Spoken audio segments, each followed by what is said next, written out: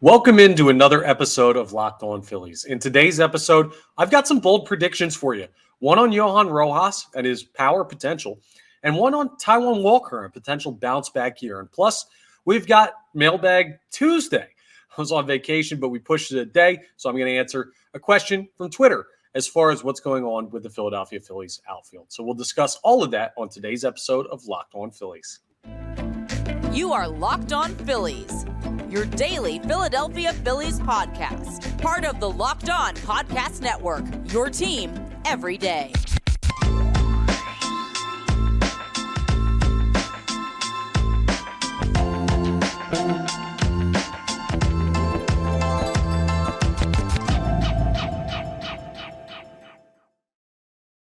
Yes, this is Locked On Phillies. I'm Connor Thomas, your host. Thank you so much for checking us out. Part of the Locked On Podcast Network, your team every day. Please make sure you're rating, reviewing, subscribing to the YouTube, all that great stuff. I tell you, every episode, it really helps us out here on Locked On Phillies and the Locked On Podcast Network in general. Get you notifications of when new episodes are posted. It's a great way to consume Locked On Phillies. If you don't watch on YouTube, I urge you to check it out and see what you think. And it feels a lot more immersive than just listening in podcast form. But if you listen in podcast form, that's fine too. Thank you anyway for tuning in. Today's episode is brought to you by FanDuel. Make every moment more. Right now, new customers get $150 in bonus bets guaranteed when you place a $5 bet. Visit FanDuel.com/locked-on to get started. And today, I've got a couple of bold predictions for the Philadelphia Phillies 2024 season. The first one we're starting with is Johan Rojas and his power potential. So what's the bold prediction? I think that Johan Rojas is not only going to win a job in the outfield this year and be the starting center fielder of the Philadelphia Phillies, I think he's going to hit double-digit home runs this season at the major league level. Yes, you heard me correct. Double-digit home runs from Johan Rojas. Yeah, that skinny dude that looked like he had no pop last year, that's a speedy guy that had some trouble in the postseason with major league pitching. How in the world is he going to hit 10-plus home runs? Well, let me tell you, because the numbers on him are pretty interesting. First, though, the setting for Johan Rojas, right? There's a chance that he ends up in the minors, and that would really throw a wrench in this prediction of mine. But if he does make the team, it's because the Philadelphia Phillies believe he can be an everyday outfielder in center field for this team. That's just the only way he makes it. They're not going to bring him up here to play half time, to split time, to be a platoon guy. No, he might as well play in Lehigh at that point and get more at-bats and come up later in the season. Rob Thompson actually said just that in his most recent media availability. And we have an episode. You can scroll through the prior episodes. We broke that down. But if he's going to be up in the majors, Rojas is going to be playing basically every day. He's going to get out there, and they're going to trust him to take over center field. And that means he's going to get a lot of at-bats, a lot of plate appearances, and that gives him opportunity. So the opportunity is there for him to get, again, chances to take big swings. Let's look at the numbers, though, because I could have a million at-bats at the major league level. It doesn't mean I'm going to hit a home run. Sample size is not the only thing that matters. It's also the ability to hit the ball out of the yard. If you haven't seen, there have been some pictures of Johan Rojas that surfaced this offseason. Him taking batting practice, the dude looks yoked. He looked like he put on some muscle. We heard this about Alec Bohm last year. We saw a small uptick in Alec Bohm's power. Johan Rojas put on some muscle as well. Maybe if he makes the major league roster, he does have a little bit more of that pop. And he might not need that much more than what he's already displayed. So I'm looking at some of his minor league stats, right? And the start of his career, 2018, 2019, down there in rookie ball, low A ball, stuff like that. Nothing really as far as pop. And then in 2021, he played in low A, he played in high A, and he hit 11 home runs in the 2021 calendar year. That's pretty darn good, especially considering he played 96 games and had 429 plate appearances. That would probably be around on par with what he would play if he was on the major league roster and was going to give full responsibility over center field. You'd like to see him play more than 100 games if they're going to give him that chance. But I mean, a long season, maybe an injury or two. I don't really know what we're looking at as far as his ability to stand up to a full major league season, the wear and tear on your body especially. with how wiry he is and how much he moves around in the outfield, how much running he does. But let's just say he plays 100 games at the major league level next year. Gets around, 450 plate appearances.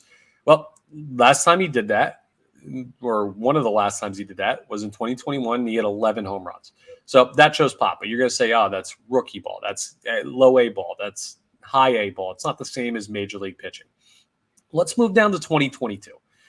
He played 130 games in 2022 between high A ball and double A ball. And in 130 games, he had 556 plate appearances. He hit 7 home runs that year. He also had 7 triples, and he had 20 doubles. So he showed a little bit of pop outside just the home runs. 7 homers that season. A lot of moving around between levels that year. High A to double A, a change there. And as you go from high A to double A, it's a difference in skill level. So a natural drop back in those power numbers. 7 home runs, not bad though. I don't hate that at all. That's close to my prediction of that 10. You only need to run into a couple more to do that. And then let's go to last year, 2023. And what did Johan Rojas do in 2023? Well, he spent a lot of time down in double A, and then he got called up. We know at the major league level, he hit 2 home runs. But what did he do down at double A? He had 9 homers in double A in 76 games played, 354 at-bats. So in double A, after a year of seeing it before and getting his feet wet, in just 354 plate appearances, the guy hit 9 home runs. He's going to get more than 350 plate appearances if he makes the major league squad. And he had 2 home runs in 164 plate appearances at the major league level, which doesn't seem to project out to 10 plus. But what it does show you is that, okay, he's got a taste. He's gotten an experience. Not to mention, he puts the bat on the ball a lot. So he's a guy that, or at least he did in the regular season. People are going to lose it about his postseason, but he hit 302 and 149 at-bats. He's not a guy that's entirely lost at the plate. He's a guy that's a young player that's got to find his footing. So I don't think the question with Johan Rojas is, will he ever be a major league hitter? It's, can he be one this year? And how good of one can he be when he gets to that point? Is he going to be like, I'm trying to think of the right comparison of a guy, but is he going to be a speedy outfielder that's up there to bat 250, 260 and just be a defensive guy? Or is he going to be a 270, 280 hitter at the major league level, which would make him a average to above average major league bat? These are all questions that will be answered over the years, but I do think that where he would slot in the lineup near the bottom, seeing a lot of fastballs with this stacked Phillies lineup. If he's the starting center fielder, I mean, he hit 11 home runs last year. He's hit 11 home runs before in a calendar year for the minor league system. Like, this is a guy that's had double-digit home runs twice over a calendar year in his career. Now he's at the major league level, or at least I'm assuming he's going to be at the major league level. What's to say that he can't show off that pop? So let's weigh out the factors again. 11 home runs twice in his career over a full season or a year's worth of games. Added some muscle this offseason, looks to have a little bit of pop. Is going to have opportunities because he will not play at the major league level if he's not going to play regularly at the major league level. And he's going to be in a part of the lineup that seems to allow you to get a lot of hittable pitches and hittable pitches with power. If Johan Rojas can add 10 home runs, listen, I don't need to tell you what that does for the Philadelphia Phillies offense. Like, getting that type of power from that guy is something I don't think they're counting on at all. So it would be a huge, huge jump for the Philadelphia Phillies offense in the bottom of the order production. And this is an offense that doesn't need a huge jump. They had one of the great home run months in the history of baseball at the end of last season. So, yeah, this could be a difference maker for the Philadelphia Phillies ceiling in 2024. And that's my bold prediction. You can write it down right now. Johan Rojas, 10 or more home runs in the 2024 season. And what a year that would be to make you feel good about the future of this outfield with him and Brandon Marsh. And, I mean, you still have Castellanos out there, but you can go ahead and get into a position where you have 2 young outfielders that you trust, and you can just slot in a veteran opposite them in the future when Castellanos and Schwarber's contracts are up.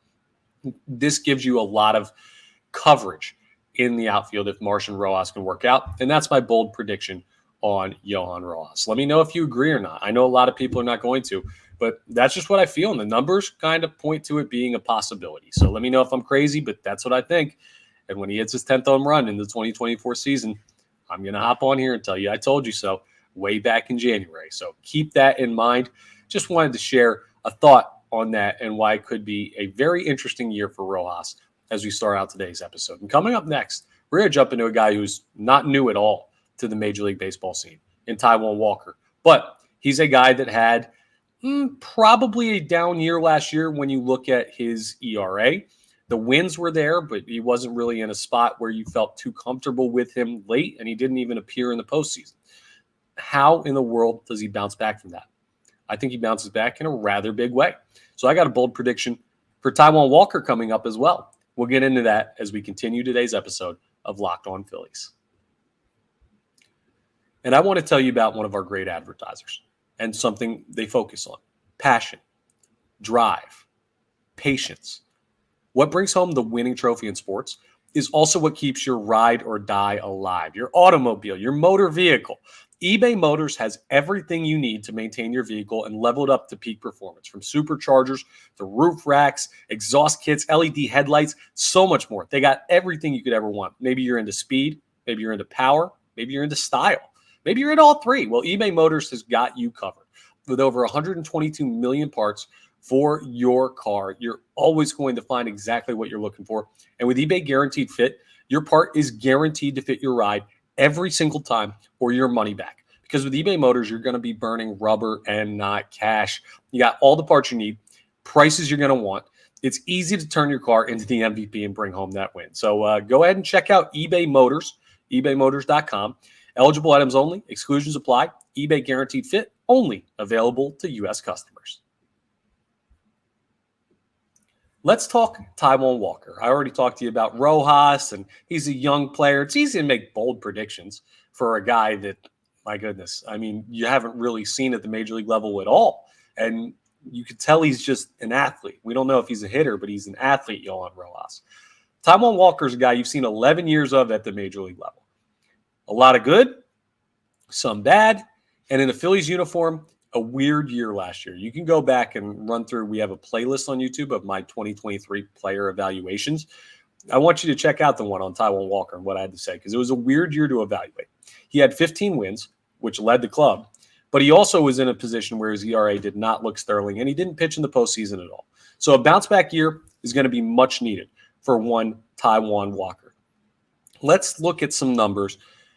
And first, actually, before we do that, I might as well tell you what I'm predicting.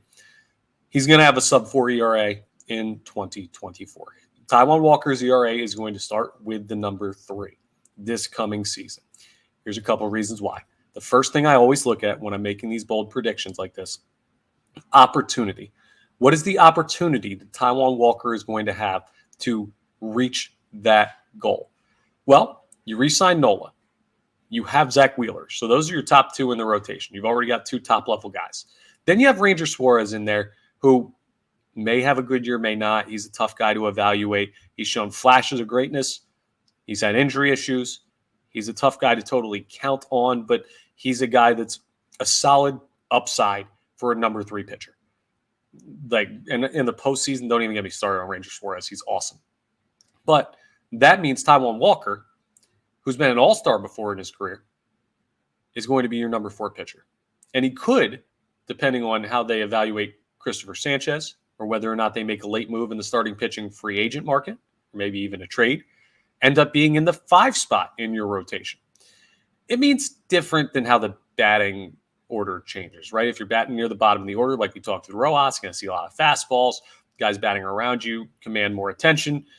It's a little bit different with pitchers because it only really matters the first time around. You don't always match up with the other team's 5 or put you in a position like that, but it does give him a little bit less internal pressure. There's going to be less asked of Taijuan Walker than of those top 3 guys I brought up, and maybe even Christopher Sanchez, depending on how he does in spring training. So, less pressure, plenty of opportunity to throw. A guy that can eat up a couple innings here and there. And Taijuan Walker, a big-bodied guy who seems to be able to withstand the workload of a Major League Baseball season. I mean, he's been doing it for 11 years, relatively successful. So, how does he get to a sub-4 ERA? Well, he's done it And he's done it recently. Back in 2022 with the New York Mets, Taijuan Walker won 12 games. He threw 157 in a third innings pitched, which is less than 20 in difference from what he threw this past year in Philadelphia. 3.49 ERA. The year before, when he was an all-star, a 4.47 ERA is how he ended. Now he collapsed in the second half of that season, so that really hurt his numbers. But we already have an instance of him going sub-4 in the past 2 years. So that shows you he's capable of doing it. Let's look back a little bit further, though. Back in, let's go to 2017. A 3.49 ERA, 157 in a third innings pitch. That's actually wild. I can't believe I've never noticed that before. Taijuan Walker in 2017 with the Arizona Diamondbacks had the exact same ERA to the decimal point and the exact same number of innings pitched to the decimal point as he did in 2022. I don't think I've ever seen it replicated like that. But he has the ability to do this, right? We've seen him do it before. And yet, 2016, 4.22 ERA in Seattle. 2015, 4.56 ERA in Seattle. There are only 6 seasons where Taijuan Walker has ever gone over 100 innings pitched. He's gone sub-4 ERA in 2 of them. He's gone over a 4 ERA in 4 of them. So it's kind of a coin flip here. But I think he's in a position where he's going to be very motivated by what he perceived as disrespect from the Philadelphia Phillies by not using him in the postseason. He liked some tweets after the season about how he should have been used in the postseason. Rob Thompson was asked about it. Dave Dombrowski was asked about it. They said everything's fine with him. He's going to be back. They signed him to a multi-year deal in last year's free agency, so it's not like he's going anywhere because he was annoyed he didn't pitch in the postseason. This is a strong locker room environment, so I don't think he's going to come in not happy with the manager, but I do think he's going to come in wanting to shove and say, yo, I can't believe you didn't throw me in the postseason last year. I'm going to prove to you that I'm a great pitcher still. And I see great numbers from him at points in his career. The potential is there. I think the reduced pressure of maybe a lesser role this time around, the motivation of the postseason snubbing, and the reduced pressure of simply just having a second year in Philadelphia. Now, he pitched in New York for 2 years. That's a tough market. We know how New York sports fans are, very similar to Philadelphia sports fans, except they never win anything. Had to get that one in there. But the point is, like, it's still tough when you get to a new city, new team. Your first year can be a step back year. Trey Turner, Nick Castellanos, we've seen this in this city. He had a step back year. Taijuan Walker, the guy we're talking about. Maybe this is also a situation where he feels more comfortable with where he's at. But I think he's going to have a sub-4 ERA. I think he's going to fit in nicely. If he does do that, there's a really good chance he's your third best pitcher because Ranger Suarez has been iffy lately in the regular season. Christopher Sanchez is young. I think he might have a bit of a reduction in production this year. So just a bold prediction that has some base in fact, but would be surprising to see if Taijuan Walker was a sub-4 ERA this year. I can't guarantee he's going to get back to 15 wins. I imagine he's going to take a step back in that category, but if Walker's sub-4, you got Nola, you got Wheeler, you're going to have Ranger Suarez, who we know is a playoff lights-out guy, and hey, his ceiling is high. Christopher Sanchez has only shown you really good things since he's taken over as a starter, and you could still add to this rotation. I don't think they're going to, but you could still. So things are looking up if Walker can go ahead and take care of that this year for the 2024 Phillies. So those are my 2 bold predictions that I wanted to get into today. I'm feeling a little saucy today, so I wanted to throw something out there for you to think about. Let me know which one in the comments you agree with more as more likely. Maybe you think both of them are dumb. You're like, this guy's an idiot. Tell me what you think then. Are they both going to have down years? I want to know your thoughts on those bold predictions. And coming up, speaking of your thoughts, we're going to get into Mailbag Tuesday. So normally it's Mailbag Monday. I was on vacation, so we had to push it a day, but we're going to answer a question from a tweeter at an Xer, a tweeter, and they changed the name of that website, but we're going to get into that coming up as we wrap up today's episode of Locked On Phillies. All right, let's get into Mailbag Tuesday. And today's question comes from Sean Fitzpatrick on X or Twitter or whatever you want to call it. And here's the question. How do you see center field shaking out? Rojas establishing himself in spring training? platooning with Marsh. Marsh returns to center. And I've kind of already covered this in the Johan Rojas conversation for why he's going to have the opportunity to potentially hit double-digit home runs this year. I think he's going to do that, and I would love to see that for the young center fielder. And you notice I call him the young center fielder. I think that if Rojas is going to make the team, he's going to be your everyday center fielder. There may be times where he struggles, and they have to go to the bench, and that's why I think they should still add a left-handed bat, rather, I should say, that can play the outfield, that can make up for struggles that Rojas goes through, maybe Marsh goes through. Marsh is still a young player. And maybe even Castellanos will struggle at some points. You need to get somebody out there defensively. You could need a replacement. Maybe that's Christian Pache. I hope it's not Jay Cave, but I'd rather have an upgrade over those two guys. Here's how I see center field shaking out, though. Again, it's Rojas's job to lose, and I think the Phillies are coming around on him being the guy. I just don't see a world where they have him at the major league level and he's not your everyday center fielder. That'd be unfair to the kid's development and it'd be dumb for the organization. And I don't get the feel that he's going to end up in AAA.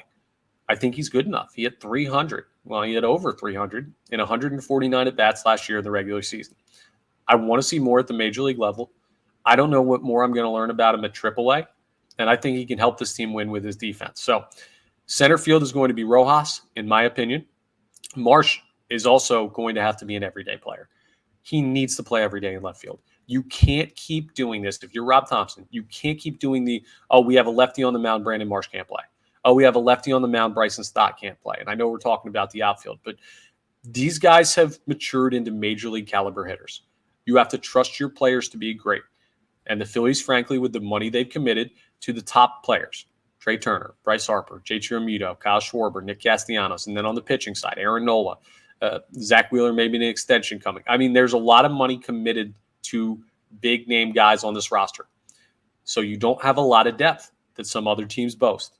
Some teams, like Atlanta, for example, low-value contracts, early in players' career. Because of that, they can bring in a bunch of depth pieces. They can have an incredibly balanced roster at the major league level. The Phillies went star power. They went huge free agent contracts. And now you don't get as much from the 24th, 25th, 26th men on your roster when it comes to the regular season. So that means that you need to trust in the guys who are good enough to start for you more. And I think Brandon Marsh needs to be an everyday player in left field. I think Johan Rojas needs to be an everyday player in center field. And Nick Castellanos has done nothing, in my mind, to lose his position as the everyday right fielder for the Philadelphia Phillies. So if you had to ask me, and Sean Fitzpatrick did, thank you again for the question, Sean, I think you're going to see a much more stable outfield for the Philadelphia Phillies in 2024.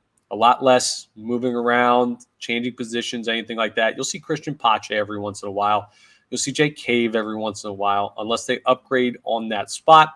And if they do, then you're going to see whoever that guy is every once in a while. But I want to see a large majority of games played by Marsh, Rojas, Castellanos. In fact, I would love to see 115 or more games played by each of those guys at a base minimum.